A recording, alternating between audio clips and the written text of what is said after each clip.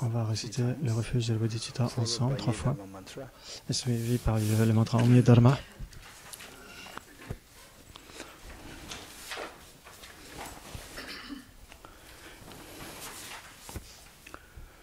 Je prends refuge dans le Bouddha, le Dharma et la Sangha jusqu'à l'éveil. Par les accumulations et les pratiques de la générosité, etc., j'ai accompli l'état de Bouddha pour le bien de tous les êtres. Dans le Bouddha, le Dharma et la suprême assemblée jusqu'à l'éveil, je prends refuge. Par les accumulations issues de ma pratique de la générosité, etc., puisse-je accomplir l'état de Bouddha pour le bien de tous les êtres. Dans le Bouddha, le Dharma et la suprême assemblée jusqu'à l'éveil, je prends refuge. Par les accumulations issues de ma pratique de la générosité, etc., puisse-je accomplir l'état de Bouddha pour le bien de tous les êtres. Ensuite le mantra Om Dharma Hetu. Hetu Prabhava Hetum Desham Dathagado Yavadat Desham Jayo Niroda Evam Vadi Mahasamana Yeswaha.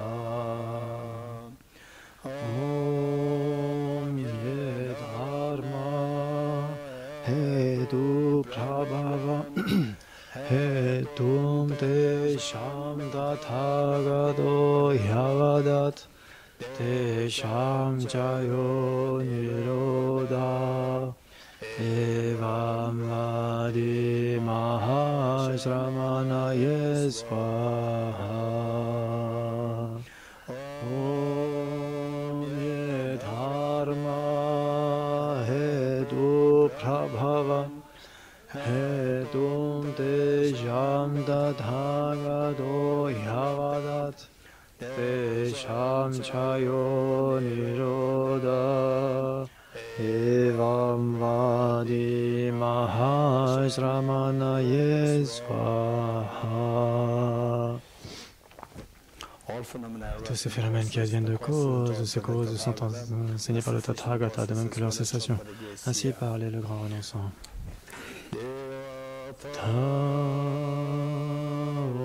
Om Gate Gate Paragate Parasamgate Bodhiswaha Tadyata. Om Gate Gate Paragate Arasangate Bodhiswaha Tadyata. Om Gate Gate Paragate Parasangate Bodhiswaha.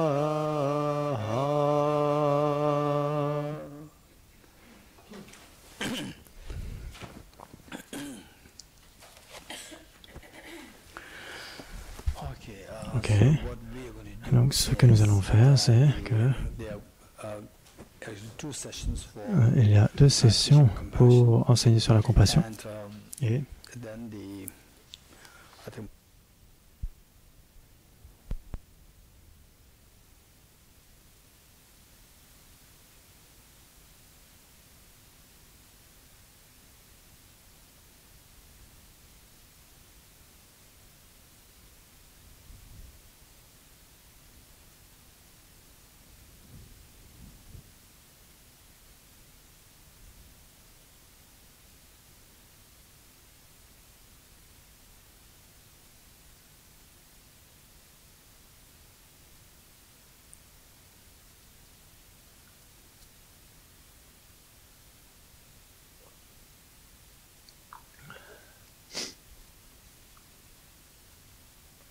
ça doit être les batteries, les piles.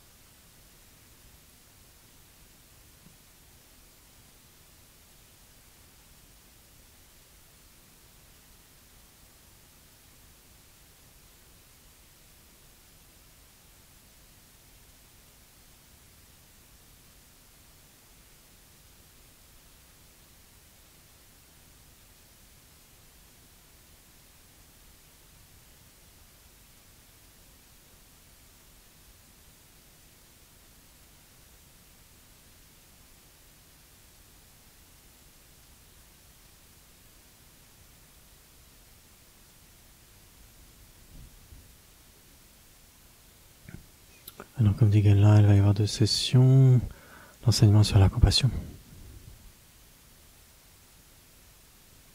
Ok, il n'y a plus de son, il n'y a plus de pile, tant que les gens aillent en chercher. Il explique comme ça, sans le micro.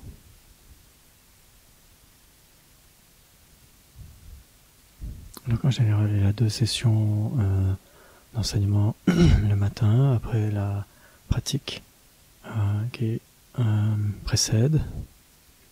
Et puis il y a un cours que donne Genla à Tibet House l'après-midi à partir de 15h.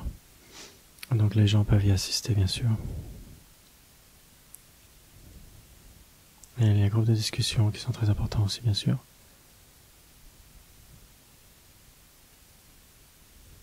Et, les gens peuvent bien sûr poser des questions à l'issue de ces groupes de discussion, si certaines questions n'ont pas été résolues.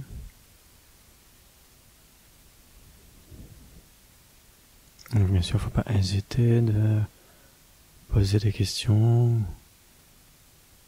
On sera très heureux d'essayer d'y répondre.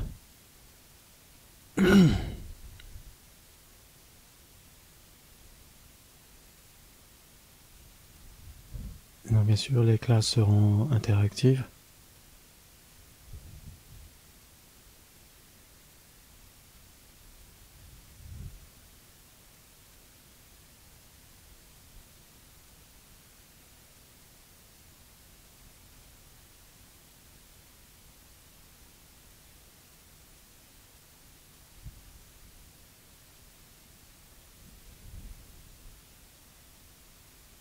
Ok, donc là, les piles arrivent.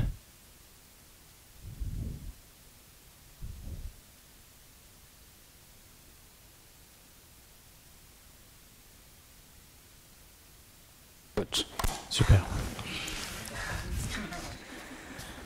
Ok, merci beaucoup. Et donc merci. Laura est partie chercher des piles. Et donc c'est Magali qui a donné les piles. Merci.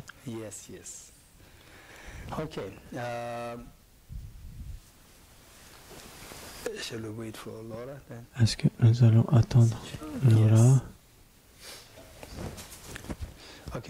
Donc, entre-temps, chacun d'entre nous, nous avons une expérience. Et donc, bien sûr, si nous pouvons partager. Ne vous gênez pas. Sentez-vous libre de le faire. Ok. Merci. Et donc, basiquement,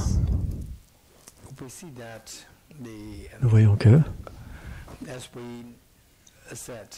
comme nous l'avons dit, dans le mantra Yedharma, Om Yedharma Hetu Prabhava Hetum Tisham Tathagato Yavadat, ce qui signifie tout, c'est tous les phénomènes qui surviennent de causes.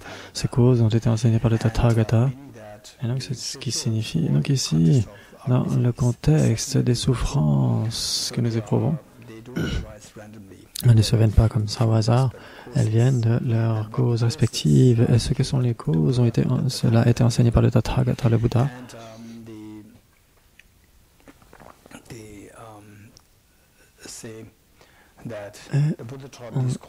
Donc le Bouddha a enseigné ces causes et je suis sûr que beaucoup d'entre vous avaient déjà appris de différentes sources et aussi au cours des retraites que nous avons faites en 2018 et 2019 quand j'étais là.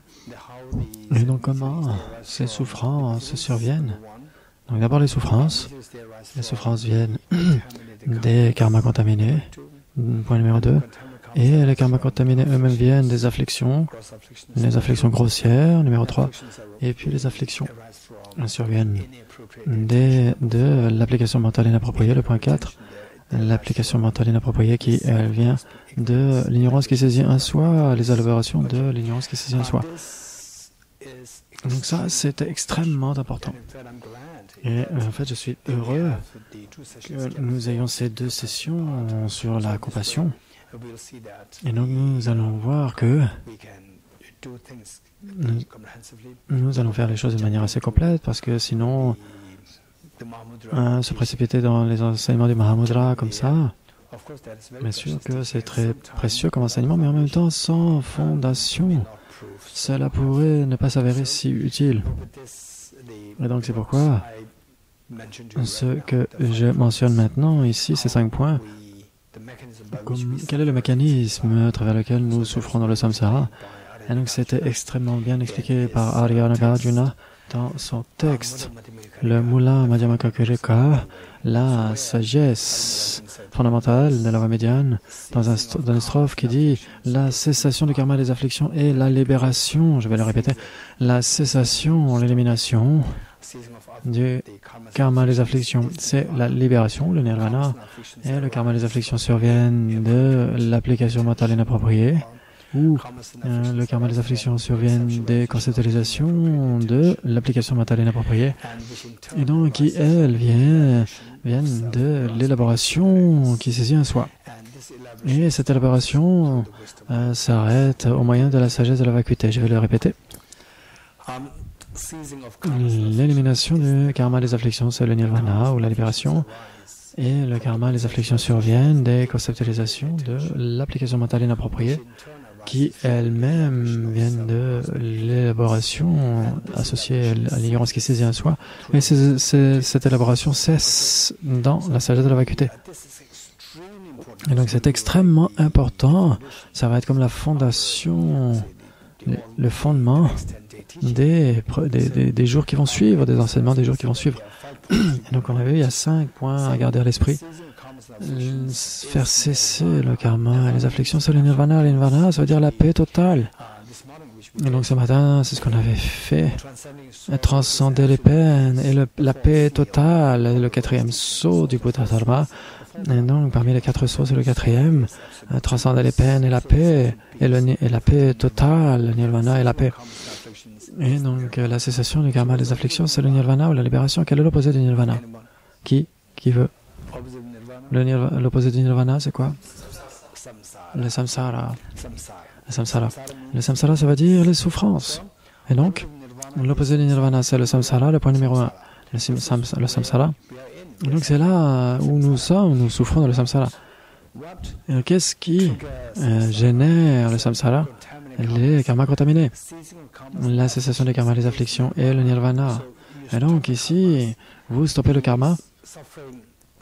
Les souffrances s'arrêtent, le nirvana émerge.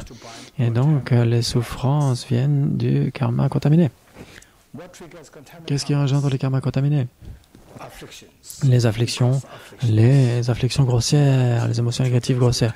Qu'est-ce qui génère le karma contaminé? Les karmas contaminés, ce sont les afflictions grossières. Qu'est-ce qu'on entend par les afflictions grossières? Ne vous inquiétez pas, ça, on pourra en parler plus tard. Et donc, les afflictions grossières. Et donc, qu'est-ce qui engendre les afflictions grossières? Ça, c'est extrêmement une magnifique approche des enseignements du Bouddha. On essaie de retracer les causes. Et donc, donc, qu'est-ce qui engendre les afflictions grossières? Et donc, ce sont les conceptualisations de l'application mentale inappropriée. En termes simples, l'application mentale inappropriée. Et donc, pourquoi je rajoute les conceptualisations? C'est pour suivre la strophe. Pour m'adapter à la strophe, quand vous lisez la strophe, vous pouvez instantanément avoir cette image mentale des applications mentales inappropriées. Donc, ne vous inquiétez pas, tout sera expliqué pas à pas. Donc, qu'est-ce qui engendre la conceptualisation associée à l'application mentale inappropriée? C'est l'élaboration qui est spécifique, qui saisit les choses comme existant de manière objectivement réelle. Et donc, les souffrances d'abord. Combien d'entre nous connaissons les souffrances? Ce qu'est les souffrances? Ce qu'est la souffrance? Combien d'entre nous sommes experts dans la connaissance de la souffrance? Moi, je suis expert dans la souffrance, la vacuité, je ne suis pas très sûr. Mais dans la souffrance, ça, je sais ce que c'est. N'est-ce pas? La vieillesse, la maladie, et la mort, la tension, la dépression, les conflits dans les familles, les conflits avec les amis. C'était extrêmement douloureux, mais on l'oubliait. Et donc, au moment où on a à nouveau des réunions ou des fêtes, etc., on oublie toutes ces souffrances, n'est-ce pas? Ok. Et donc, sinon, on est des experts dans tout ça. Et nos souffrances sont tellement... Nous agonisons dans ces souffrances. C'est extrêmement douloureux. Et parfois, mon boulot, c'est d'écouter les souffrances des autres, des gens. C'est mon boulot. Il y a mes propres souffrances et les souffrances des autres personnes. Et où je peux aider, oui, vous pouvez faire cela, vous pouvez faire cela, ceci, cela, etc. Et parfois, on ne peut pas, il n'y a pas de sortie. Et donc, c'est comme être dans un cycle infernal. Donc parfois, ça semble sans espoir. Donc les souffrances viennent des karmas. Et donc ce que nous faisons, par exemple, vous êtes né dans des pays scandinaves ou ici en Europe, et en particulier dans les pays scandinaves où il peut faire très froid en hiver, très brumeux, très sombre, beaucoup d'humidité. Et puis, à 3 heures de l'après-midi, il fait déjà nuit, et l'esprit qui sombre à l'intérieur. Et là, on n'entend pas le chant des oiseaux, des voix, etc. Les gens sont simplement à la maison, et c'est tellement brumeux, tellement sombre. Et donc, c'est une expérience indésirable. Dans certains endroits, il fait tellement chaud, 46, 47, 48, 49 degrés. Et en Europe, 40 degrés, et c'est une vague de chaleur, et tout le monde se dit mais nous, à Delhi, c'est tellement normal. À Delhi en particulier, d'où je viens, c'est tellement normal, 40 degrés, c'est tellement normal. Et ici, 40 degrés, c'est une vague de chaleur, faites attention. Alors, il y a certains endroits, c'est le problème de la chaleur, d'autres, c'est le froid. Et nous n'aimons pas ces expériences. Et donc, ce que nous n'aimons pas, ce sont les souffrances. Et donc, il doit y avoir une raison, il doit y avoir des causes. Pas uniquement une raison, mais des causes. Et donc, quelles sont les causes? Et il faut examiner les causes. Ça c'est si unique dans les enseignements du Bouddha.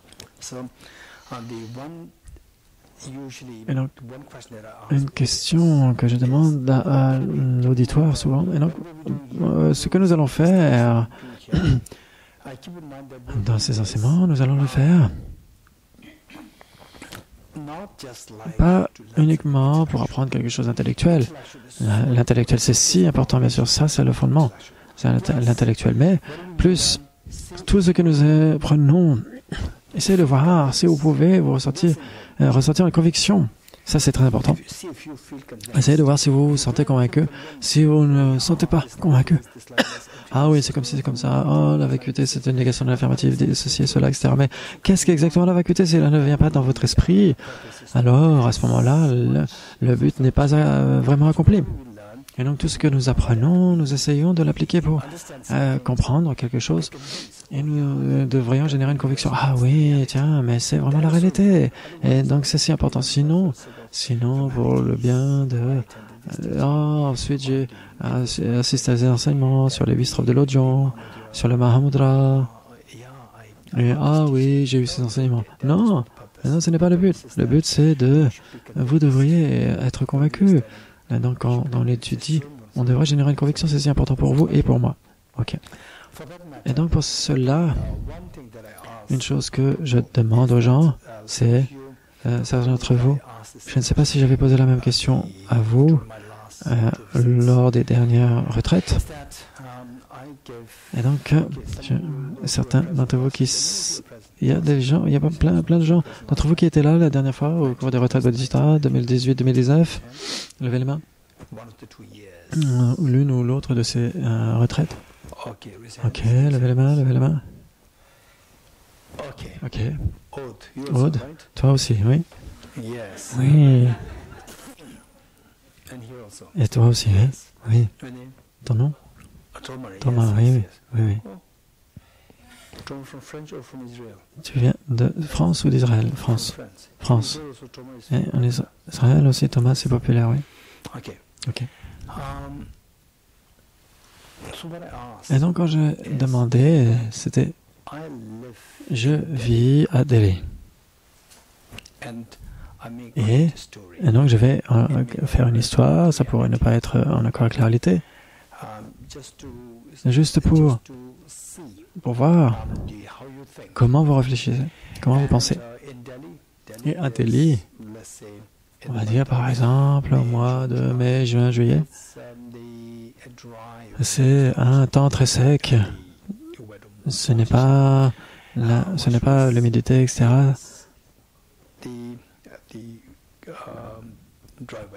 Donc c'est plutôt un temps sec. Et donc je vis au 3e étage. Et il y a de l'humidité qui vient dans ma pièce, dans mon appartement. Et je commence à avoir des problèmes d'asthme. Ce n'est pas réel, c'est juste pour illustrer mon propos. Et donc je commence à avoir des problèmes d'asthme. Et je ne veux pas avoir ces problèmes d'asthme, mais et donc quel conseil allez-vous me donner rapidement? Ok. Pour déménager quelque part. Levez les mains. Ouvrez les fenêtres. Ok, très bien. Mais nettoyer le système d'air conditionné. Bien, quoi d'autre? D'autres conseils? Et donc je demande des conseils. Et donc comme ça, je vais retourner à Delhi et je ne souffrirai plus de l'asthme. Marie? Je vais chercher d'où vient l'humidité. Comment? Parce que s'il y a de l'humidité, c'est qu'elle vient quelque part. Parce que s'il y a de l'humidité, c'est qu'elle vient quelque part. Donc, je vais soit enlever le tapis, soit voir d'où ça vient.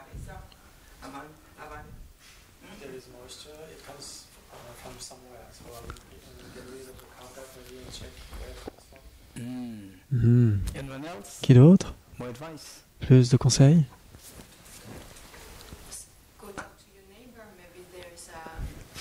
Allez voir peut-être votre voisin, peut-être qu'il y a une fuite qui vient de chez vos voisins.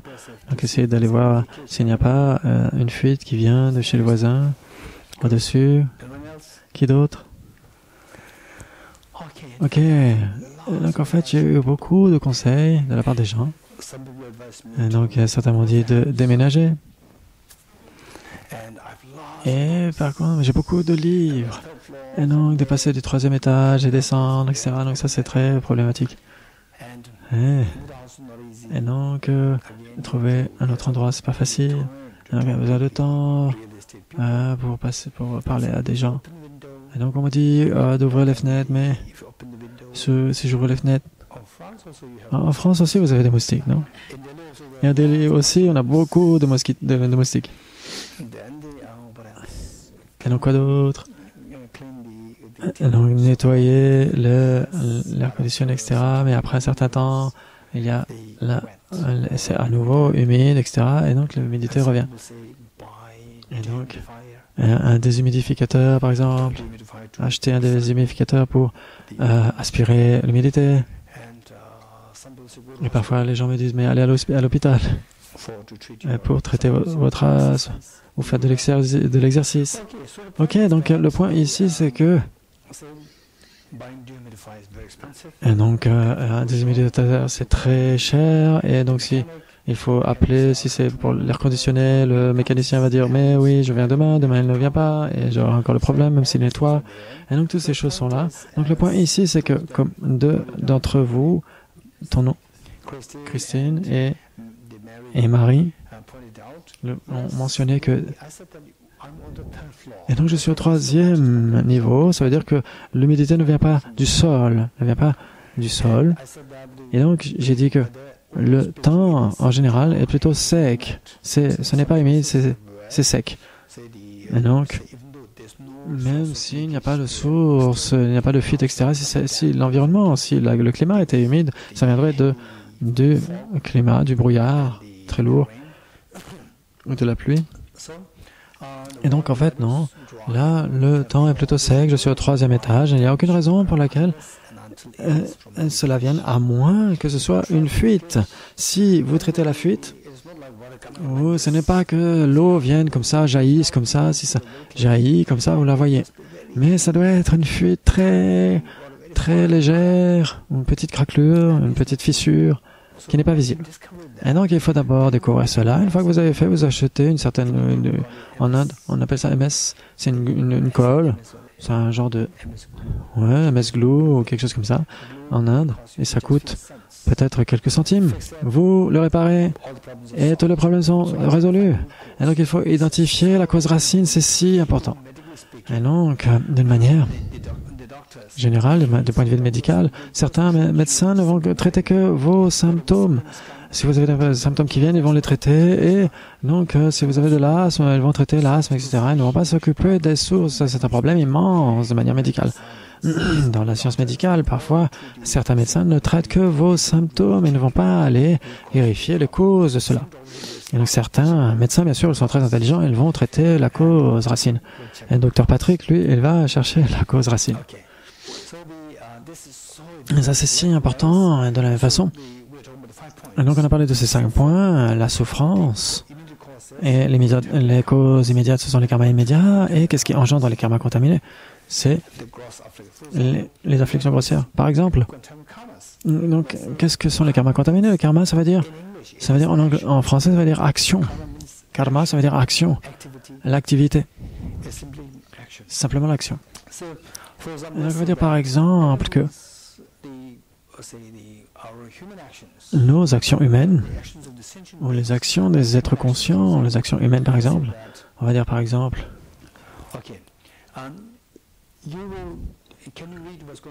donc est-ce que vous pouvez lire ce qui se passe dans mon esprit maintenant? Ok. Maintenant, est-ce que vous pouvez lire ce qui se passe dans mon esprit? Hein?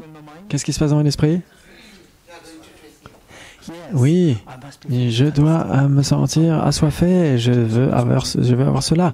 C'est ce qui vient dans mon esprit, même si je ne vous en parle pas. C'est ce qui se passe dans mon esprit. Et donc ce qui se passe dans mon esprit, qui n'est pas visible, mais ce qui est visible, c'est l'action. L'action karma. Et donc ce karma, c'est la cause immédiate des souffrances. Et ces karmas sont engendrés par ces processus conceptuels, ces pensées qui se passent dans l'esprit. Et donc on va dire que il y a des processus conceptuels destructeurs et des plutôt constructifs. Et donc destructeurs et constructifs. Ceux qui sont destructeurs, par exemple.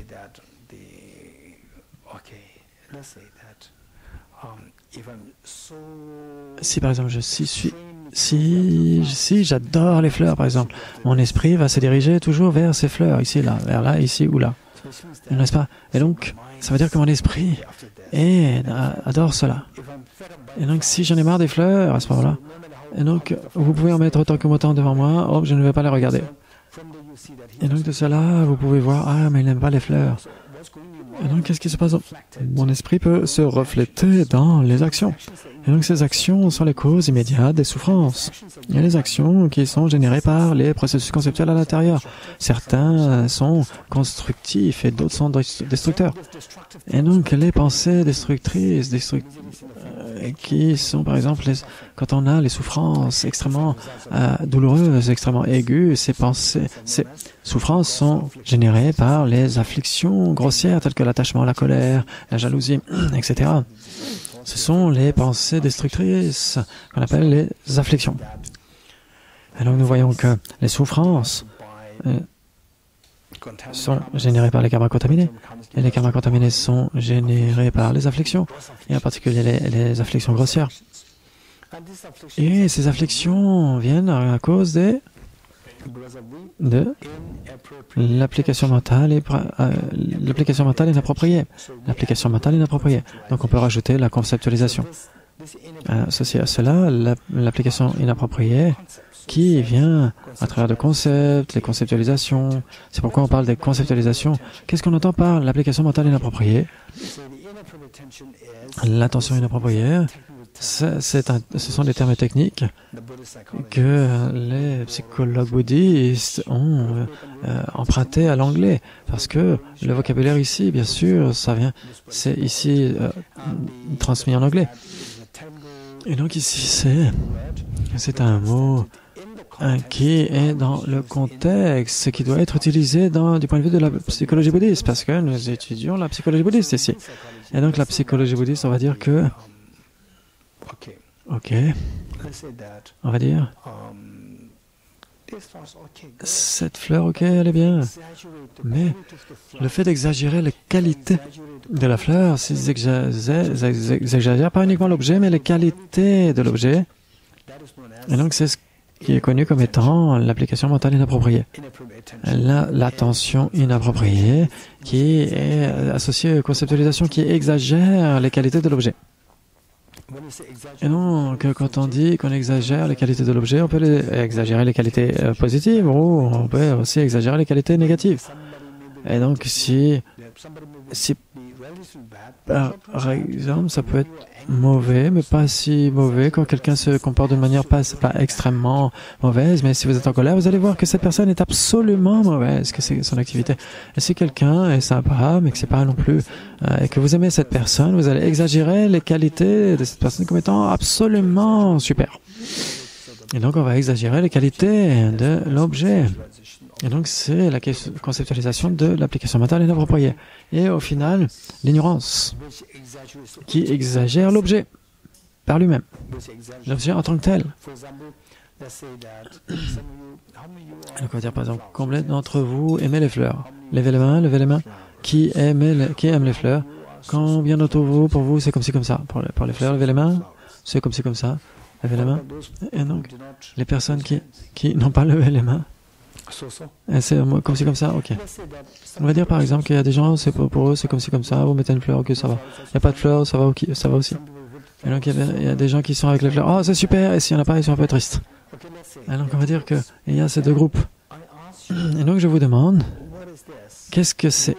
Est-ce que vous êtes d'accord avec moi que les deux côtés vont être d'accord pour dire que c'est une fleur, que vous l'aimez ou pas, ce sera une fleur, oui, c'est une fleur, oui, ok. Et donc, vous voyez l'objet, je ne parle pas des qualités, des caractéristiques de l'objet.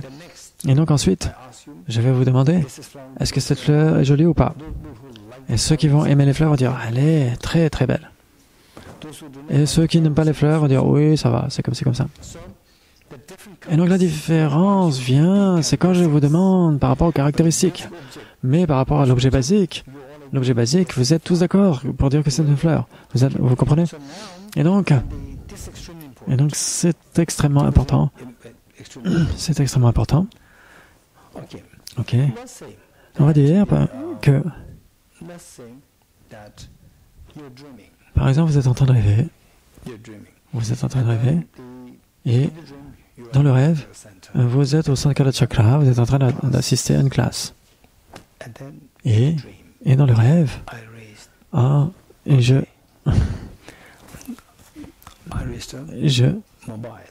prends un mobile.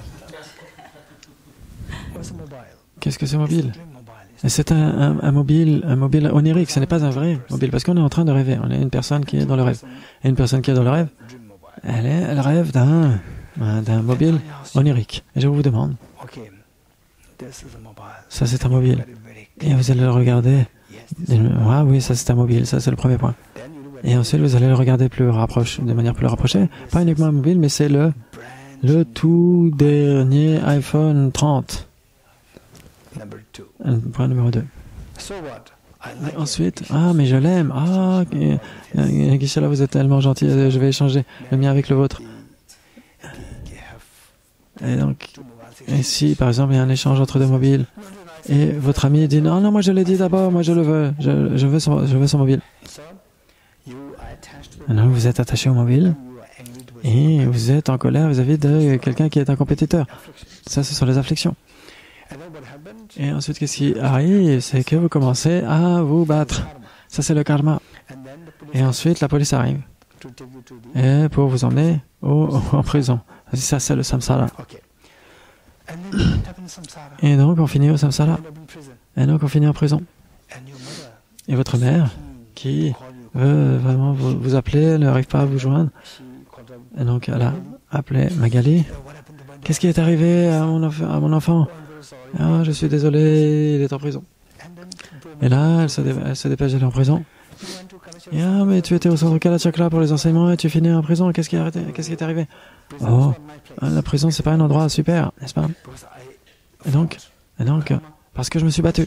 J'ai battu, c'est le karma. Pourquoi est-ce que tu t'es battu? Parce que je me suis tellement attaché au mobile de Guéshé et j'étais en colère de cette personne, les afflictions. Qu'est-ce qui a fait que tu étais attaché, etc. pour ce n'est pas un mobile, c'est un iPhone 30, le tout nouveau. On exagère les qualités du mobile. Et n'oublions pas que cet iPhone, ce téléphone est onirique et on est persuadé qu'il est réel. Ça, c'est l'ignorance. Et donc, on peut voir ces 5 points. Et donc, je vais le dire à nouveau. Et donc, pourquoi est-ce que vous avez fini en prison? La prison, c'est la souffrance. Et donc, pourquoi le 5? Pourquoi est-ce que vous avez fini en prison? Parce que, à cause du conflit. Parce que vous êtes battu. Ça, c'est le karma. Et donc, pourquoi vous êtes battu? À cause de l'attachement par rapport au mobile et l'aversion par rapport à quelqu'un qui est un compétiteur. Ça, ce sont les afflictions grossières. Pourquoi est-ce qu'il y a ces afflictions grossières? À cause du fait de voir le mobile comme étant... Pas à cause de l'attention inappropriée. Exagérer les qualités du mobile. Un iPhone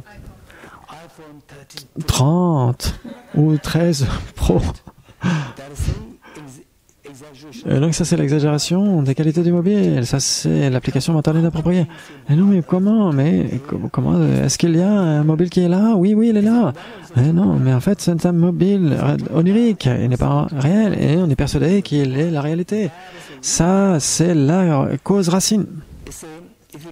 Si vous ne voulez pas finir en prison, qu'est-ce que vous devriez faire? Qu'est-ce que vous auriez dû faire? Vous auriez dû vous abstenir de vous battre. Et donc, stopper le karma. Et pour stopper le karma, qu'est-ce qu'on aurait dû faire? Vous auriez dû éviter d'être attaché vis-à-vis du mobile et d'être dans l'aversion vis-à-vis des compétiteurs. Et pour éliminer cela, qu'est-ce que vous auriez dû faire?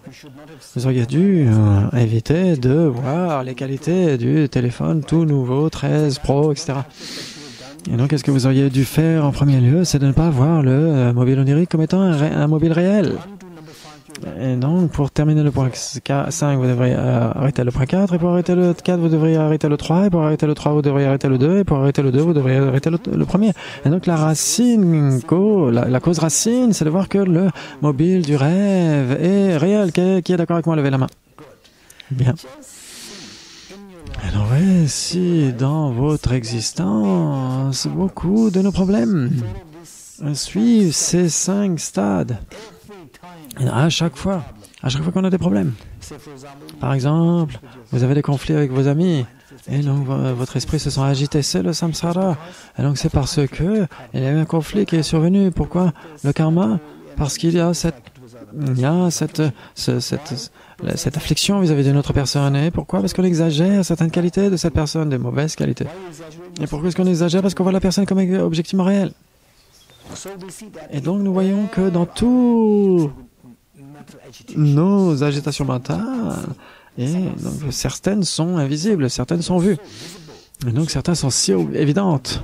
Et donc que vous le croyez ou non, ces 5 points dans votre vie, quand vous vous sentez agité, simplement essayez de voir ces 5 stades qui sont en train de s'appliquer, le mécanisme qui engendre ces problèmes. Et donc essayez de vérifier. Et vous allez voir que dans beaucoup de cas, et c'est absolument vrai, c'est tellement vrai ici. Et dans certains cas, par exemple, comme quand vous avez, on va dire, et donc, par exemple, vous avez une certaine maladie. Par exemple, il y a 14 ans, j'ai eu la tuberculose. J'étais diagnostiqué avec la tuberculose. Et donc ça, c'est le samsara qui est la souffrance, etc., à cause du karma. Et donc pourquoi j'ai fait ça? Mais je ne sais pas, c'était dans le passé. Et donc dans certains cas, bien sûr, c'est invisible, c'est issu du passé, des vies passées. Mais la plupart du temps, c'est visible dans le cours de notre existence. Et donc essayez de voir comment vous pouvez arrêter la cause racine. Mais pour arrêter la cause racine, il faut d'abord essayer d'arrêter le karma contaminé autant que vous pouvez. Et donc pour éliminer cela, vous devez éliminer les afflictions grossières autant que vous pouvez. Et donc si vous ne fournissez pas des efforts pour remédier, pas nécessairement stopper, mais pour remédier à la puissance des karmas contaminés et des afflictions grossières et de l'application mentale inappropriée, à ce moment-là, de voir la vacuité pour stopper la cause racine, ça c'est très très très loin. C'est trop loin pour nous. Et donc, on doit s'efforcer d'abord de remédier à la puissance des karmas contaminés, des afflictions et de l'application mentale inappropriée. Et donc, c'est seulement là que nous pourrons aller dans la vacuité. Et à ce moment-là, avec la vacuité, on pourra en effet voir les effets de cela. Et donc ça, c'est ce que nous devons connaître. Une fois que vous savez cela, comment les souffrances surviennent. Et sur cette base, vous allez voir, sur la base de cela, ah oui, c'est comme ça que ces souffrances viennent en moi. Et donc, qu'est-ce que vous voulez? Ça, c'est la question qui suit. Qu'est-ce qu'on veut? Qu'est-ce que vous voulez dans votre vie? Ne pensez pas que vous êtes bouddhiste, ne pensez pas que vous êtes au centre Kalachakra, et donc avec des enseignements, etc. Simplement de manière simple, qu'est-ce que vous êtes une personne toute simple? Et donc, quelles sont vos aspirations? Qui veut en parler dans votre vie? Hein? Stopper les souffrances. Le bonheur. Qui d'autre? Hein? La liberté. Le calme, la paix. Qui d'autre? La santé, la bonne santé. Oui, très bien. La joie. Ok. Et donc ça, c'est un auditoire plutôt mature. Parce que beaucoup de gens disent, ah moi je veux la richesse, je veux les aventures, je veux une bonne santé, je veux une bonne famille. Et où est-ce que c'était? À Oxford. La préoccupation d'une mère, c'était, elle a un fils et une fille. Et elle m'a dit, Guéshé là, oh s'il vous plaît, priez quoi? Priez que mon enfant, mon fils, il est une bonne partenaire et que ma fille, et qu'elle commence à fonder une famille. Et ça, ce sont toutes ces réalités. Ce sont ces réalités, n'est-ce pas? Et donc là, ce que je veux dire, c'est que vous êtes très mature. Une auditoire ici, vous ne pensez pas à votre vie quotidienne, à vos problèmes véritables quotidiens. Et donc, ce que je dis, c'est que soyez très honnête et voyez ce que vous recherchez, les membres de votre famille, vos amis. Et donc, qu'est-ce qu'ils recherchent? Et donc, il y a des gens qui, quand ils viennent vers le bouddhisme, vers les enseignements du Bouddha, et donc, certains d'entre eux, ils vont venir pas vraiment des plaintes, mais des problèmes communs. Et donc ils disent que donc il a son ami ou ses amis, et ils se sont dissociés, ils se sont distancés de lui ou d'elle. Ils ont commencé à ressentir, ils ont commencé à se sentir ennuyés, et donc par rapport à la bodhicitta, la vacuité, la souffrance, etc., l'ignorance qui saisit en soi, l'égocentrisme, et donc tout cela, toutes ces fêtes, etc., ils n'en parlaient plus. Et donc ils ont trouvé cette personne tellement ennuyeuse. Et donc, c'est tout simplement qu'il y a des gens qui ont tellement de différentes aspirations. Et donc, croyez-le ou non, quelles que soient ces aspirations, elles peuvent toutes être résumées à deux. Certaines sont associées au fait de se débarrasser des souffrances, minimiser les souffrances, et d'autres pour développer votre bonheur, pour avoir du bonheur ou de le développer. Et ce sont ces deux choses. Et donc, par exemple, certains disent, moi je veux juste de l'argent. L'argent parle pour tout. Avec l'argent, vous pouvez, quand vous êtes malade, vous pouvez aller voir les meilleurs docteurs. Et quand vous voulez faire les fêtes, vous faites des fêtes. Et si vous n'avez pas d'argent, vous ne pouvez rien faire. L'argent peut tout faire. Et donc, certains disent, je veux de l'argent. Et donc, pourquoi l'argent? Certains vont dire, ah non, moi, je veux du pouvoir, je veux de la célébrité. Et certains disent, mais moi, je veux que ma vie soit, je veux la célébrité, mais pourquoi la liberté? Parce que je serai heureux. Pourquoi est-ce que vous voulez de l'argent? À ce moment-là, je pourrais prendre soin de ma santé. Et donc, pourquoi? Mais à ce moment-là, je serai heureux. Et donc, pourquoi est-ce que vous voulez des aventures? Eh bien, parce que les aventures me rendront heureux. Et donc, vous voulez une bonne famille? Parce que je serai heureux. Et donc, en d'autres termes, superficiellement, ils pourraient varier, mais si vous posez une seule et même question, ils reviendront toujours au même point. Se débarrasser des souffrances et développer le bonheur. C'est aussi simple que cela. C'est quelque chose qu'on doit avoir compris. Et donc, avec cela, la question qui suit, c'est dans quelle mesure voulez-vous vous débarrasser des souffrances et quel type de bonheur vous voulez? Ça, c'est la question qui suit. Et, ok, si on vous demandait, et quelle serait votre réponse? Quel type de souffrance vous voulez vous débarrasser? 10%, 20%, 100%? Qui? Hein? Si possible, 100%. Si possible, 100%. Et dans quelle mesure voulez-vous de bonheur? Quelle est la quantité de bonheur que vous voulez? 10%, 20%, 100%? Hein? Pareil. 100, oui. Et donc, il y a des gens qui vont dire, oui, que ça c'est intéressant. Il y a des gens qui vont dire, moi je veux 80% de bonheur. 20% de la souffrance comme ça, parce que si on n'a pas 20% de la souffrance, on ne peut pas réaliser à quel point on est heureux. Les 80%. Pour réaliser le bonheur, j'ai besoin d'avoir des souffrances. Un petit peu de souffrance. Donc souvent, je dis aux gens, et donc la raison les personnes qui disent cette réponse, je dis aux autres personnes, gardez de votre retraite de 10 jours, vous dites à cette personne, ok, restez affamé pendant 2 jours, 20%. Et donc, malheureux. Et les 80% qui restent, vous lui donnez de la nourriture. Et donc, pendant les 20%, vous ne donnez pas de la nourriture. Donc, cette personne, vous ne lui donnez pas à manger sur les 20%. Et donc, vous mettez le petit déjeuner, par exemple, vous enlevez le fromage, par exemple, pour cette personne. Et donc, ça, ce sont des réponses qui ne sont pas réalistes. Et donc, parce que si on est très réaliste, vous allez voir que n'importe quelle personne recherche 100% de bonheur. Et donc, l'autre question, est-ce que c'est possible? Est-ce qu'on peut avoir 100% de bonheur? Ça, c'est la question.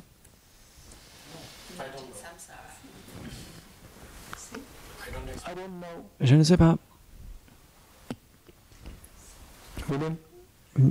Qui? Ok. Non, c'est pas possible. Ok. Qui d'autre?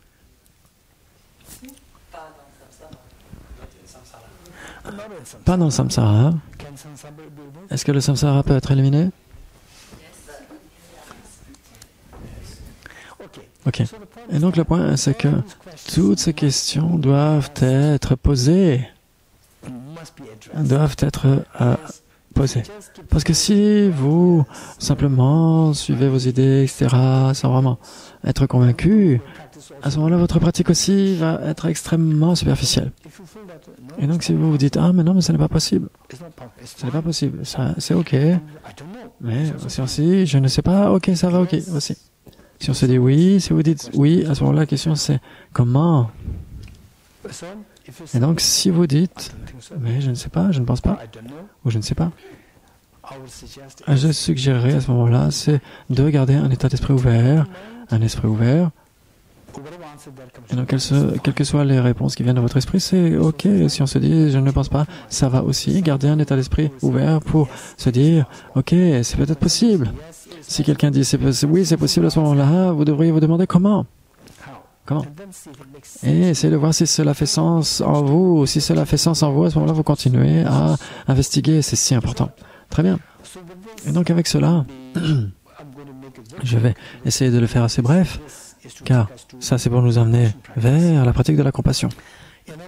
Et donc, quand on dit, par exemple, avec le Covid, personne ne veut avoir peur, personne ne veut avoir de souffrance. Combien d'entre vous avez ressenti une certaine forme d'incertitude quand le Covid a commencé à venir dans les différents pays? Qui? Levez la main. Combien d'entre vous avez ressenti de l'incertitude? Ah, mais c'est tellement incertain, il n'y a aucun lieu où fuir. Il n'y a pas de lieu qui échappe au Covid. Et donc, parce que il y a Covid partout. Et donc, là où j'étais, ici,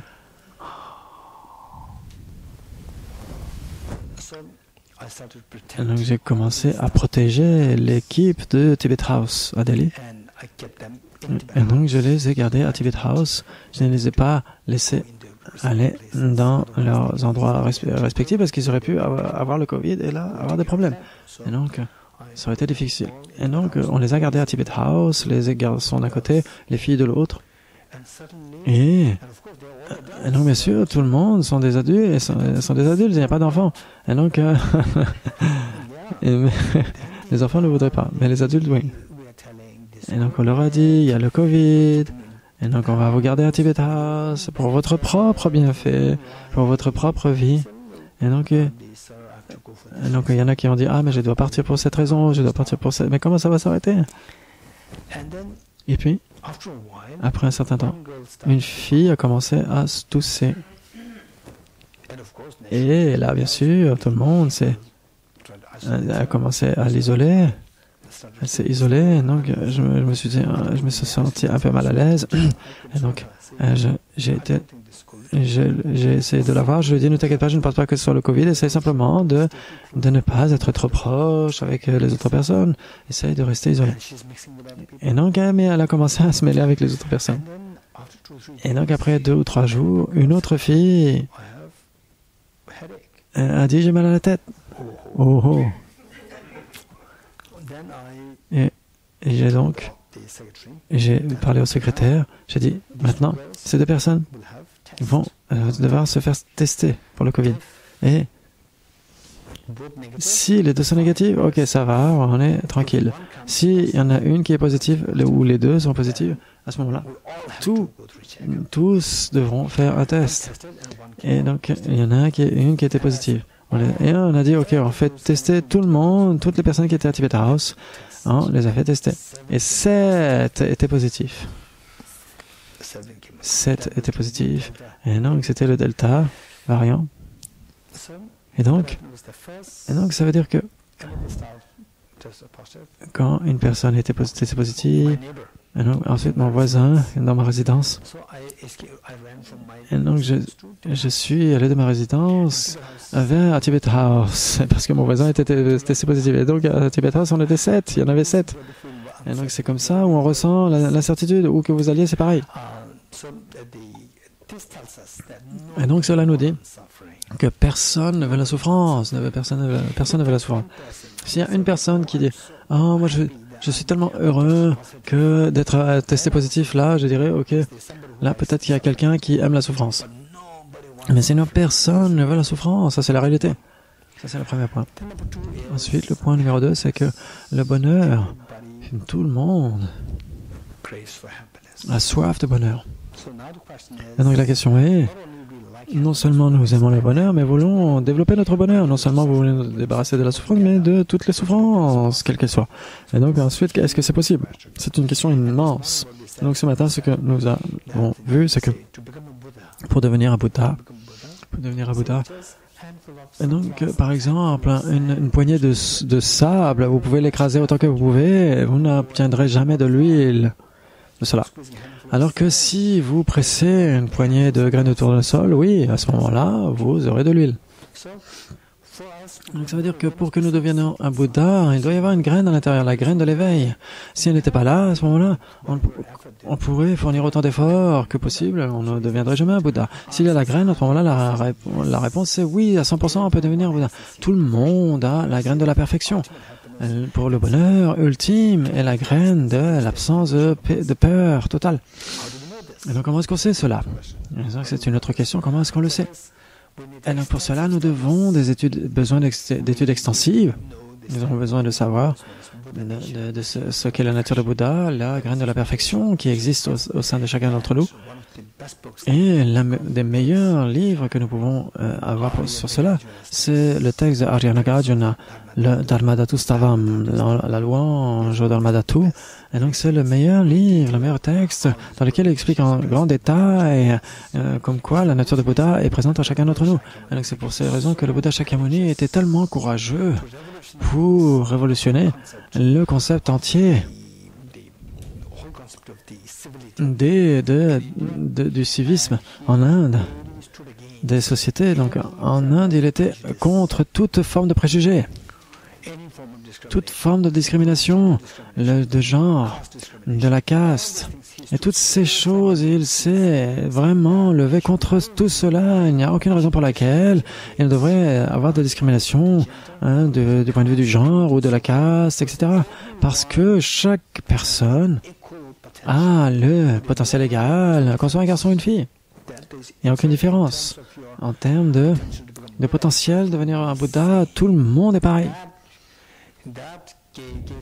cela lui a donné tellement de puissance, de courage pour se battre pour l'égalité et contre les discriminations. De nos jours, par exemple, ça pourrait être grave de nos jours, parce que les gens pourraient vous tuer, parce que vous êtes contre les discriminations, parce que les gens suivent tellement de manière aveugle certaines vues fausses, comme quoi les hommes sont plus importants que les femmes, etc. C'est tellement puissant de nos jours. Et le Bouddha était tellement courageux de se lever contre cela, de se dresser contre ça. Et donc, bien sûr, il a fait face à des défis, des gens qui étaient contre lui, et donc, quand il était l'avocat de l'égalité des genres, etc. Et donc, pour le faire de manière très simple, la nature de Bouddha, la graine de la perfection, chacun d'entre nous, on doit obtenir une conviction par rapport à cela, se dire, j'ai la graine de la perfection.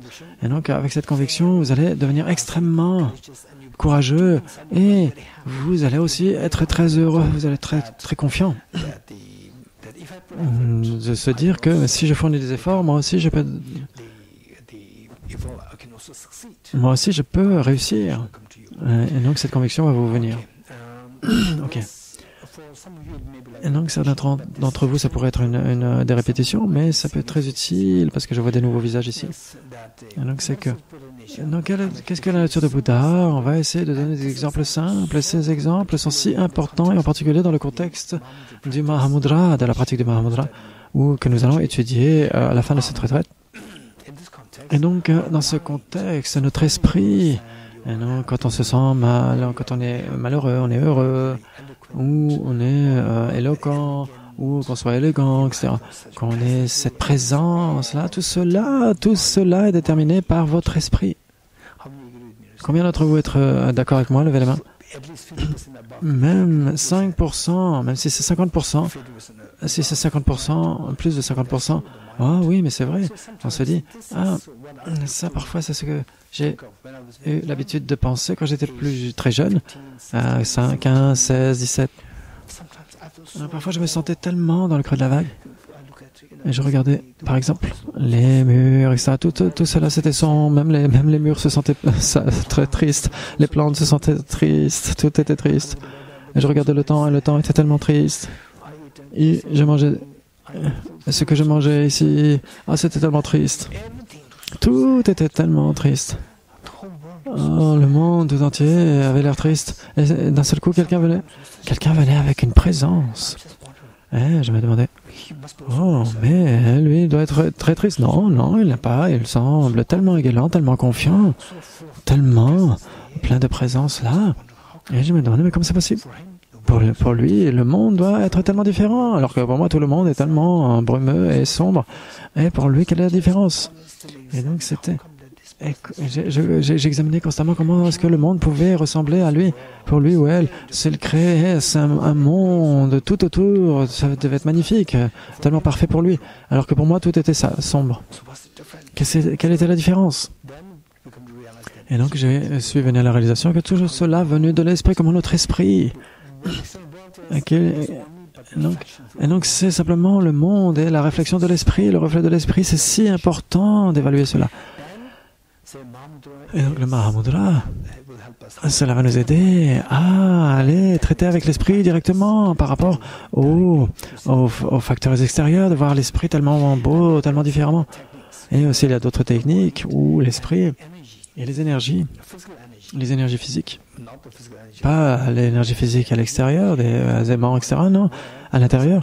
Et donc où parfois vous vous sentez extrêmement triste, comme si vous pouvez littéralement ressentir une lourdeur dans votre cœur. Qui d'entre vous a ressenti cela? Levez les mains. On se sent tellement, extrêmement triste, et tellement dérangé, énervé, etc. Comme si notre cœur était très lourd. Levez les mains. Qui a eu cette expérience? Vous pouvez physiologiquement ressentir cela, ce n'est pas que des pensées mentales, etc. Vous pouvez littéralement le ressentir. Ça, c'est l'énergie. Cette énergie se concentre d'une manière extrêmement indésirable, sous une forme extrêmement indésirable. Donc, plus vous êtes concentré là, plus vous pouvez le ressentir, comme si vous étiez lourd. Et c'est parfois quand on médite sur la vacuité ou sur la bodhicitta, où vous pouvez ressentir des sensations dans le corps Et donc, ce sont les énergies subtiles qui parcourent le corps. Et donc, parfois aussi, quand vous méditez sur la vacuité, vous pouvez ressentir comme autour du torse, comme des vibrations que vous n'avez jamais ressenties avant. Maintenant, vous méditez sur la vacuité. Parfois, une fois de temps en temps, vous pouvez ressentir un petit peu comme des turbulences, des vibrations qui s'estompent. Tout cela devient tellement tranquille, paisible. Vous n'aviez jamais expérimenté cela. Et là, vous allez réaliser que pendant toutes ces vies, toutes ces années, par le passé, et donc on va dire depuis votre premier jour jusqu'à maintenant, et donc jusqu'à ce que vous ayez expérimentiez un petit peu cela avec la vacuité où les turbulences s'estompent, jusqu'à maintenant, votre esprit avait tellement ces turbulences que vous n'aviez jamais remarqué parce que c'était tellement normal. C'était votre normalité. Et donc maintenant, vous avez une nouvelle normalité dans laquelle ces turbulences s'apaisent et c'est tellement beau, tellement paisible, un sentiment tellement plaisant. Et donc c'est au niveau des énergies et les énergies qui sont associées à votre esprit, bien sûr. Et donc, quand votre esprit ressent le calme, et donc le Mahamudra permet de se diriger directement vers l'esprit, et il y a d'autres techniques qui vont employer les énergies pour affecter l'esprit. Donc, ce sont des diverses techniques qui sont là. Et donc, avec cela, et donc, nous parlons de la nature de Bouddha, cette graine de perfection qui est au sein de nous, et au final, nous voyons que nous soyons heureux, malheureux, etc. Tout cela est déterminé par votre esprit. Premier point. Ensuite, et donc, s'il y a l'esprit qui décide qu'on soit heureux ou malheureux, et donc on va dire quelqu'un qui a une nourriture extrêmement délicieuse et tellement chère, il n'y a aucune saveur quand vous avez de l'agitation et que vous êtes triste, etc. Qui est d'accord avec moi? Levez les mains. Qui ne ressent pas la saveur de la nourriture, même si vous avez la meilleure nourriture possible, elle n'a aucune saveur. Alors que si quelqu'un vous aime vraiment et prend soin de vous, et que vous voyez cette personne après 20 ans, 30 ans, 40 ans, et votre mère, votre frère, votre sœur, etc. Et donc après toutes ces années, et vous êtes assis ensemble, etc. Et il n'y a pas vraiment, ce n'est pas même du pain sec, c'est tellement délicieux de le goûter. C'est un moment merveilleux avec moi. Levez les mains si vous êtes d'accord avec moi. Et donc ça, ce sont ces états mentaux.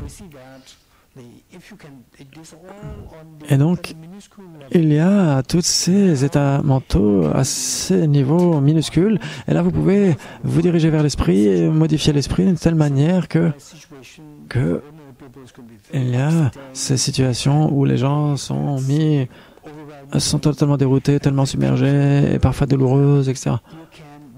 Et donc, vous pouvez modifier l'esprit d'une telle manière que vous pouvez expérimenter la paix, le bonheur, le calme.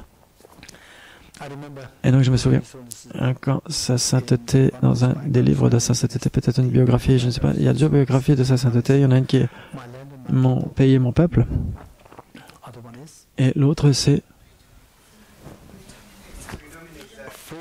La liberté en exil.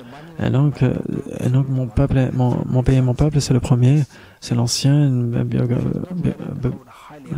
Donc, si vous ne l'avez pas lu, aucune des deux, je vous les conseille. Elles doivent exister en français aussi. Liberté en exil et Mon pays et mon peuple. Je pense que c'est dans le premier livre, Mon pays et mon peuple, de sa sainteté, où sa sainteté dit « Je me sens tellement reconnaissant, tellement méritoire d'être né dans une famille très simple. » C'est ce qu'il a dit. Parce que, grâce à cela, j'ai pu voir la population des personnes pauvres. Je pouvais comprendre la situation des personnes pauvres. Et donc, et donc il a pu œuvrer pour les personnes pauvres. Et donc avec cela, si vous savez que tout cela vient de vos états mentaux, et donc comment réparer tout cela? Ça, c'est la question qui suit.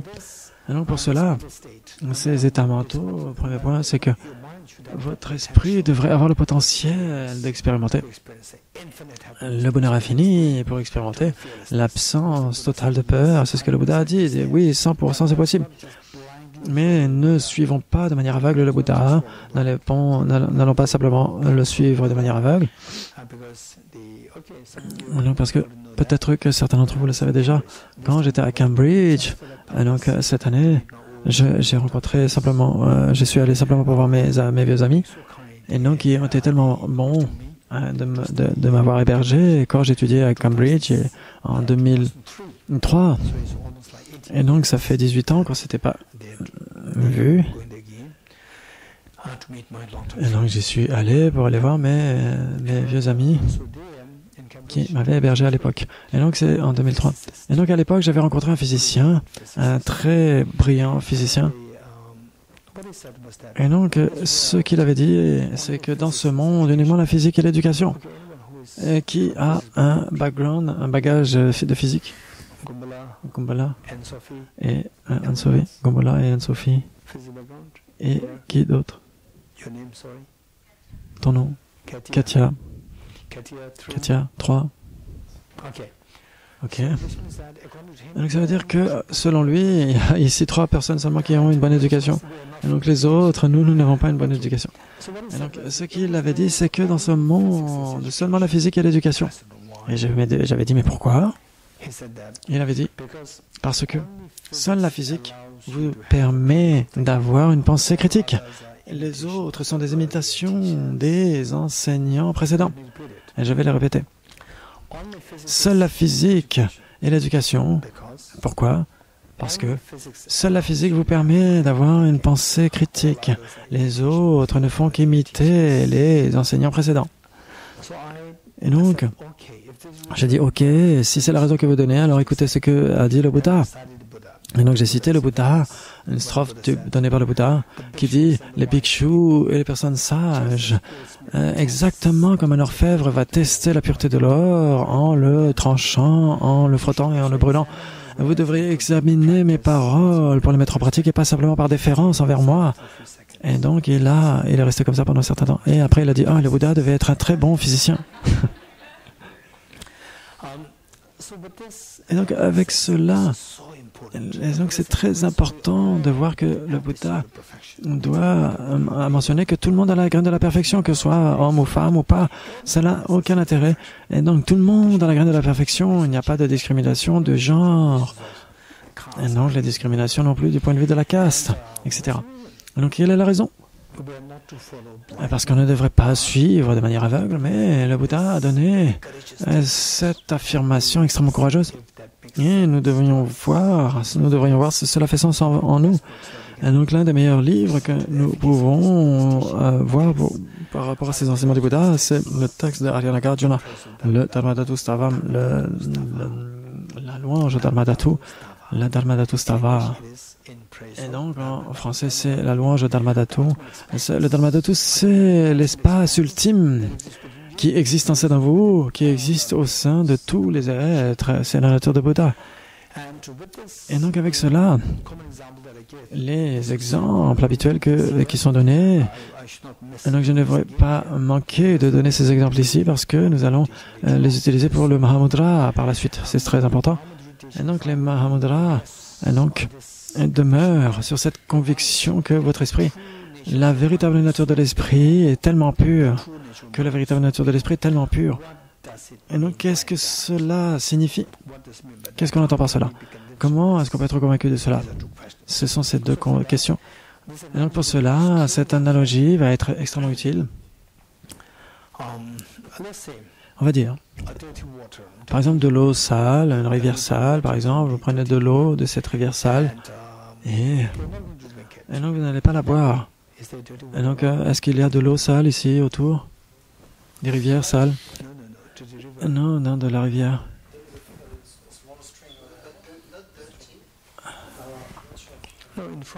En France. La Seine. Et comment vous l'appelez? S-E-I-N-E. La Seine. Seine. La Seine. Ok, la Seine, la rivière. Et donc vous avez très très soif, il fait très chaud. Et il fait très chaud, vous avez soif, et quelqu'un vous donne un verre d'eau de la Seine. Non, merci, non, je ne vais pas la boire. Pourquoi pas? Elle est très sale. Elle est très sale. Et donc, vous soumettez cette même eau à un processus de purification avec de la filtration, et donc différentes filtrations, j'ai oublié. Vous avez différents types de purification. Et ensuite, elle est purifiée. Ensuite, donc, qu'est-ce que cela donne? Toutes les lots que vous avez ici, des magasins, elles sont passées par ces processus de filtration, de traitement. Et donc, qu'est-ce qu'on va faire maintenant? Est-ce que vous allez la boire? Oui, parce qu'elle est très propre. Alors, ma question à vous, et donc, d'où est venue cette eau qui est pure maintenant, qui est potable? D'où est-ce qu'elle est venue? Est-ce qu'elle est venue de la Seine ou est-ce qu'elle est venue de mon Kailash? Pas du Mont Kailash, elle est venue de la Seine. Et donc, l'eau est sale et polluée. Et donc, ne l'oubliez pas. Et donc, l'exemple que l'on donne, c'est que, par exemple, la statue de Bouddha, une statue de Bouddha, c'est-à-dire qui est faite de cuivre, par exemple, et moi, je veux une statue d'or, une statue dorée, une statue d'or. Et donc, je vais faire en sorte qu'elle soit une statue en or. Et donc, qu'est-ce que vous allez faire? Vous allez enlever les particules de cuivre. Vous allez enlever les particules de cuivre et la statue du Bouddha disparaît. Alors que l'eau sale de la rivière, de la Seine, du fleuve, vous éliminez les souillures, les impuretés, et l'eau ne disparaît pas. Et au contraire de cela, l'eau devient très propre. Alors que la statue faite de cuivre, vous éliminez le cuivre, les particules de cuivre, et la statue de Bouddha a disparu. Elle ne devient pas une statue en or, elle disparaît. Ma question, c'est, dans le premier cas, dans la rivière, dans l'eau de la Seine, plutôt que de faire que l'eau disparaît, pourquoi est-ce qu'elle devient très propre? C'est le point numéro 1, alors que dans le cas de la statue du Bouddha, donc au lieu de devenir une statue de Bouddha en or, elle disparaît tout ensemble. C'est ma question. Qui veut répondre? Rapidement, levez les mains. Levez les mains? Oui. Parce que la nature de l'eau est la pureté. Et il y a des souillures, mais si vous éliminez les souillures, la nature de l'eau est là. Et la nature de la statue du Bouddha n'est pas faite d'or, donc si vous éliminez les particules de cuivre, vous n'obtiendrez pas de l'or. Ton nom? Christine. Et donc, qui est d'accord avec Christine? Levez les mains. Ce qu'a dit Christine, c'est que la nature de l'eau de la Seine, sa véritable nature, c'est qu'elle était propre. Les souillures, les pollutions, les polluants.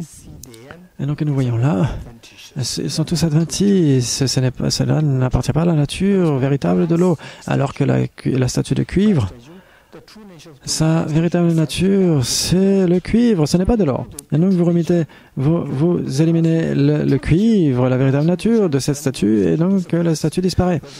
Alors que dans le cas de l'eau, de la rivière de la Seine, à ce moment-là, vous éliminez les souillures, vous n'allez pas éliminer la véritable nature de cette eau. Les natures adventistes sont éliminées et la véritable nature devient manifeste.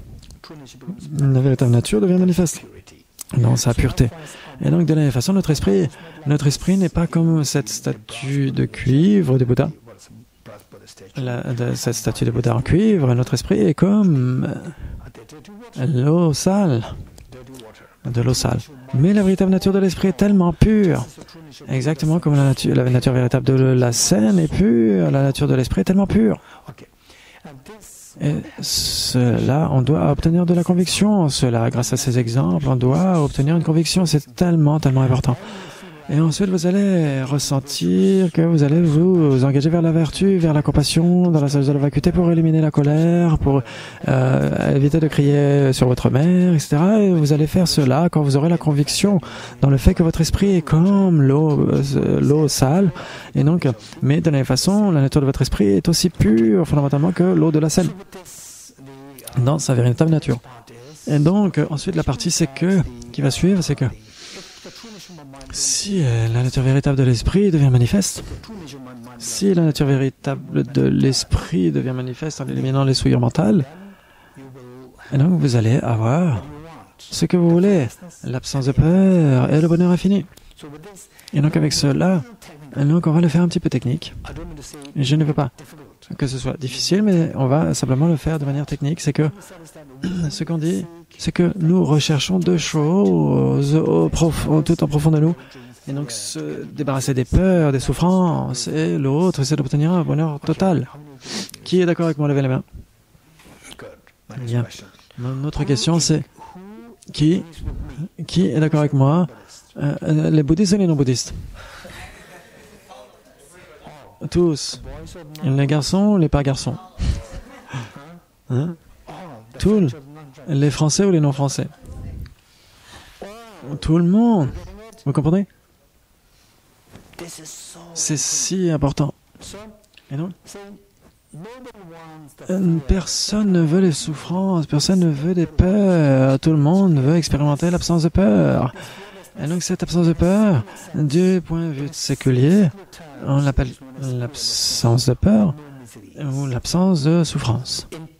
D'une manière technique, du point de vue bouddhiste, on va dire le nirvana. Techniquement, on va l'appeler le nirvana. Et donc, d'une manière séculière, on va l'appeler l'absence de peur. Et, de la même façon, le bonheur infini, qui veut le bonheur infini, les Français ou les pas Français, les hommes ou les femmes, les bouddhistes ou les non-bouddhistes, tout le monde veut le bonheur infini. Vous êtes d'accord avec moi? Levez la main. Et donc ça c'est le bonheur infini que nous recherchons techniquement, ce qu'on appelle, c'est l'état d'éveil, l'état de Bouddha. Et donc ça veut dire que le sens ne veut pas dire que vous devriez devenir bouddhiste. Ce n'est pas le sens de cela. Ça veut dire que votre esprit peut être totalement débarrassé des souillures mentales et que la véritable nature de l'esprit est devenue manifeste dans toute sa splendeur. C'est le sens de l'éveil, l'état d'éveil. Buddha, c'est un mot sanskrit qui veut dire l'éveillé. Ça veut dire l'éveil, l'état de Bouddha. Et donc, pourquoi on dit éveillé? Pourquoi est-ce c'est ce qu'on va réaliser par la suite? Cela viendra par la suite. Ce que nous recherchons, comme on l'a dit, le nirvana et l'éveil, en termes techniques. Et en termes séculiers, on va dire l'absence de peur et le bonheur infini. C'est ce que nous recherchons. Et donc, si vous recherchez cela, vous devriez avoir le potentiel d'acquérir cela. Est-ce que vous avez le potentiel? Oui, ce potentiel est connu comme étant, d'une manière séculière, on va dire, la graine de la perfection. Et avec les termes techniques, on va dire la nature de Bouddha. La graine de la perfection ou la nature de Bouddha. On a cela. Et avec cela, l'aspiration à acquérir l'absence de peur, c'est le renoncement. Et l'aspiration à obtenir le bonheur infini, et donc c'est bodhicitta. Et donc ne l'oublions pas, ce sont ces deux buts. Et au sein de la nature de Bouddha, il y a ces deux graines de la perfection et ces deux aspirations. Ces deux aspirations, le renoncement et bodhicitta. Et donc ça, c'est plus en termes techniques. Et maintenant, on va dire que l'absence de peur, bien sûr, par la suite, surtout avec les enseignements sur le Mahamudra, l'absence de peur, bien sûr, on en parlera de manière plus détaillée. Et donc l'absence de peur, de manière très brève, on va dire que...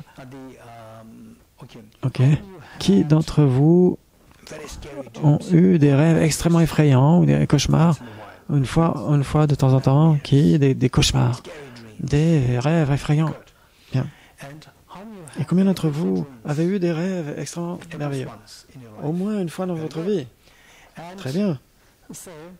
Et on va dire, au sein du même rêve, et donc un rêve très, très sympa est suivi par un cauchemar. Qui levez la main? Ok, bien. Au sein du même rêve, très sympa, puis très effrayant. Dans le même rêve. Ok. On va dire par exemple que ça, c'est très important. On va dire par exemple, vous avez un rêve très effrayant. Un fantôme est en train de vous poursuivre. Et puis, on va dire par exemple, il y a Jimba qui arrive. Et elle dit Om Mani Padme Hum. Et le fantôme s'en va. Et vous êtes heureux? Et donc il peut partir maintenant? Ok. Vous allez dire merci Jimbala. Et Jimbala s'en va. Et le fantôme revient derrière vous, il vient vous poursuivre. Et là, Jimba n'arrive pas. Et le fantôme est sur le point de vous saisir. Et là, vous êtes sur le point de vous dire « Ah, mais je suis en train de mourir, je suis mort. » Et là, il y a votre mère qui vous réveille. N'est-ce pas? Et donc, le premier, c'est d'abord le fantôme qui vient vous poursuivre, et c'est très effrayant, vous n'aimez pas ça. Ensuite, Jimbala arrive, et il éloigne le fantôme. Là, vous êtes tellement heureux, le point numéro 2. Et le point 3, c'est Jimbala part, et le fantôme revient, il est sur le point de vous tuer, et vous avez tellement de peur. Le point 4, votre mère vous réveille. Parmi ces 4 points, ces 4 moments, lequel vous préférez le plus? Levez les mains. De ces 4 moments. Anne-Sophie, quand ta mère te réveille. Ok. Qui d'entre vous est d'accord avec Anne-Sophie? Levez les mains. Ok. Combien d'entre vous préférez que Jimbala arrive dans votre rêve? Virginie.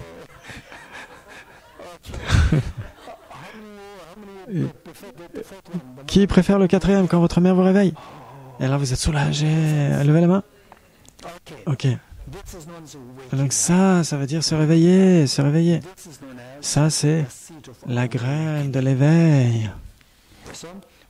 Et donc se réveiller, ça veut dire qu'il y en a 2. Il y en a un qui est un éveil partiel et l'autre qui est l'éveil plein et entier.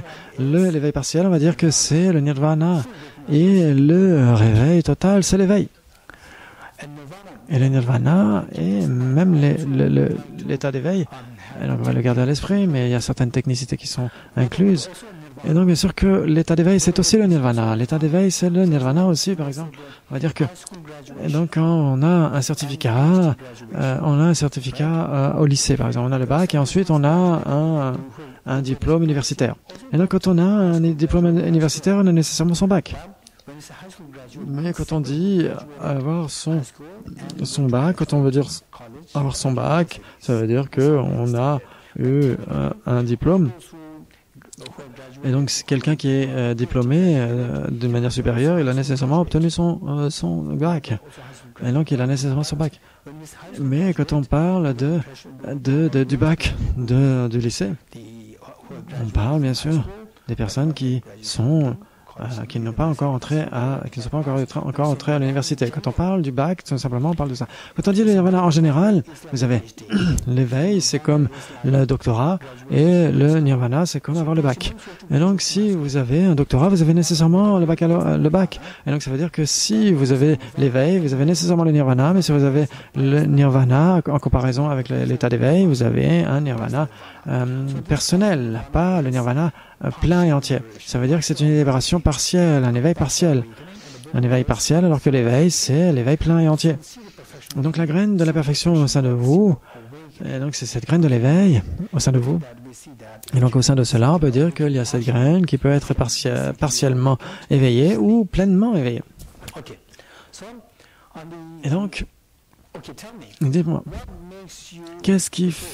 Et donc, toutes les personnes qui ont levé la main, alors vous préférez le dernier point, quand votre mère vous réveille. Pourquoi est-ce que vous préférez le 4e moment, quand votre mère vous réveille? Pourquoi? De quelle manière le 4e moment, dans cet exemple, vous aide à éliminer les peurs?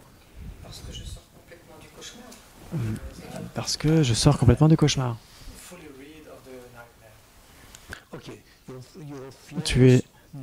Donc les peurs de ton cauchemar sont totalement parties.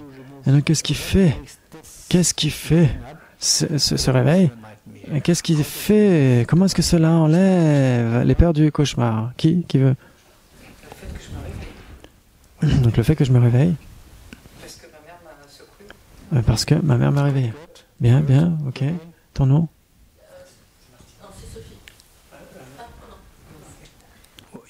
Ton nom? Martine. Martine, il y a aussi une deuxième Martine? Oui, ici, ok. Sophie?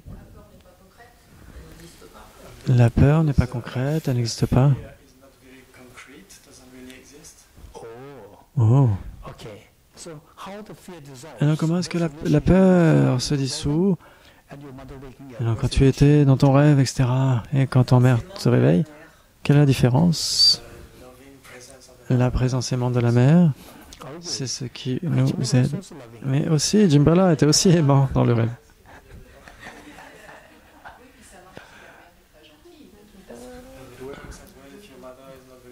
Mais ça fonctionne aussi si la mère ne nous réveille pas gentiment.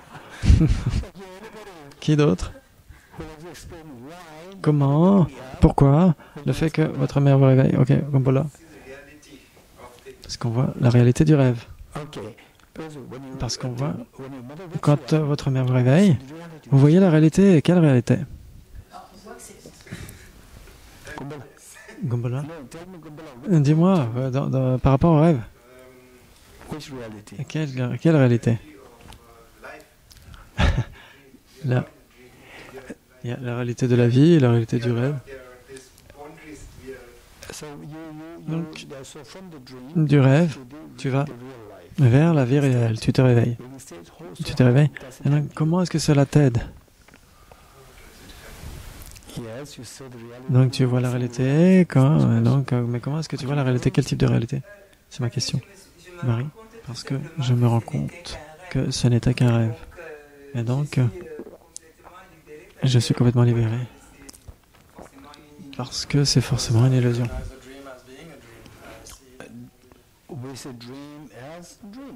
Parce qu'on voit le rêve comme étant un rêve. On voit qu'il n'est pas réel. Ce qu'a dit Gombola, par exemple, c'est qu'on voit la réalité. En d'autres termes, on voit que le rêve n'est pas réel, c'est la réalité. Le rêve comme étant réel, ce n'est pas la réalité. Et donc on voit la réalité parce que le rêve n'est pas réel. N'est-ce pas? Virginie?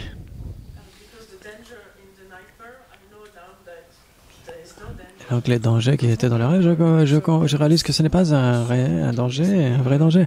Ce que l'on voit dans le rêve comme étant un danger, quand on se réveille, on voit que ce n'est pas un danger. Pourquoi pas? Parce qu'on voit que ce n'est qu'un rêve. Très bien. Et donc, est-ce qu'il y a quelqu'un qui voudrait me dire comment est-ce que cela nous aide si vous savez que le fantôme onirique n'est qu'un fantôme onirique, n'est qu'un rêve? Ce n'est qu'un rêve.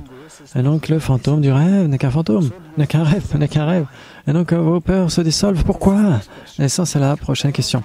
Et donc, toutes les réponses que vous avez données, elles sont toutes correctes, parfaites. Je vous emmène vers le niveau supérieur. Pourquoi? Quand vous réalisez que le rêve, le fantôme du rêve n'est pas réel, et donc on s'est réveillé de ce sommeil. Comment est-ce que cela t'aide à réaliser que le rêve, le fantôme de rêve n'est pas le rêve? Comment est-ce que tes peurs se dissolvent?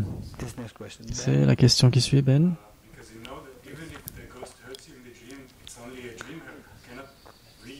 Ah non, parce que la personne qui rêve n'est pas réelle. Et donc c'est quand vous vous réveillez du rêve. Et donc ça veut dire que non seulement le fantôme ne vient pas, mais vous réalisez qu'en fait il n'y avait pas vraiment qui que ce soit qui était agressé par le fantôme. Je suis heureux, merci pour ces réponses. Et donc ce que nous avons appris ici, c'est que nous avons ces deux aspirations. L'une, c'est l'absence de peur, et l'autre, c'est le bonheur infini. L'absence de peur, on peut l'acquérir au moyen de se réveiller du rêve. De se réveiller, et toutes les peurs du rêve vont s'estomper. Vous êtes d'accord avec moi? Vous vous réveillez, toutes les peurs du rêve s'estompent. On doit se réveiller du rêve de l'existence, pas uniquement le rêve du sommeil, vous comprenez? Et donc il y a deux types de rêves. Il y en a un qui est le rêve conventionnel, et l'autre qui est le rêve non conventionnel. Et donc le rêve conventionnel, c'est que tout le monde éprouve cela. On s'endort, on s'endort, on rêve, on se réveille, on s'endort, on rêve, etc. Et ça, c'est tous les jours. Et ça, c'est le rêve conventionnel. Et quand on se réveille du rêve conventionnel, c'est tous les jours. Mais on ne s'est jamais réveillé du rêve non conventionnel. Et donc, on est toujours dans le rêve non conventionnel. Et donc, si vous commencez à vous... De la même façon que quand vous vous réveillez du rêve conventionnel, les peurs du cauchemar vont s'estomper. De la même façon, toutes les souffrances du samsara semblables au rêve vont s'estomper quand vous vous réveillerez du sommeil du samsara. Quand vous allez vous réveiller du rêve non conventionnel. Jusqu'à maintenant, nous ne l'avons jamais fait. On sait constamment, à chaque moment, nous étions dans le rêve non conventionnel. Et à cause de cela, nous avons eu tous ces problèmes, la peur, la maladie, la vieillesse, la mort, les tensions, les dépressions, l'anxiété, l'angoisse, etc. Et donc, il faut s'en débarrasser. Et pour cela, nous devons sortir de ce rêve non conventionnel. Nous ne nous sommes jamais réveillés de ce réveil non conventionnel. Nous devons nous réveiller de cela. Et donc, quelle est votre question? Comment nous réveillons-nous de ce rêve non conventionnel? Ça, c'est la question qui suit. Ça, cela demande des études sérieuses, de la réflexion et de la méditation. Ça, c'est extrêmement important. Et si vous faites partie des programmes, des basiques programmes de Nalanda, c'est bien. Si vous ne le faites pas, si vous ne faites pas partie, je vous recommanderais chaudement d'en faire partie pour avoir les fondations solides pour vous réveiller du rêve non conventionnel, du samsara. N'est-ce pas? Et donc cela demande des études très systématiques et la réflexion et la méditation, sinon on ne sera jamais libre de la maladie, de la vieillesse et des peurs de la vie. Et donc la seconde partie est aussi du bonheur. On ne pourra pas obtenir le bonheur infini. Comment est-ce qu'on obtient le bonheur infini? C'est la question qui suit. Et donc il est déjà 10h30 et cela viendra au cours de la prochaine section. Et donc, comment obtenir ce bonheur infini et comment activer la graine du bonheur? Et donc, ce sera la question qui suivra à la prochaine session.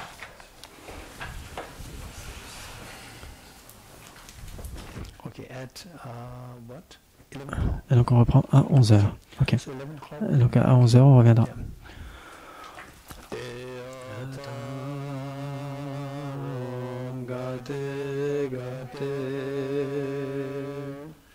Paragate, parasamgate, bodhisvaha, tadyata, om gate gate, paragate, parasamgate, bodhisvaha, tadyata, om gate gate, paragate, parasangate, bodhisvaha.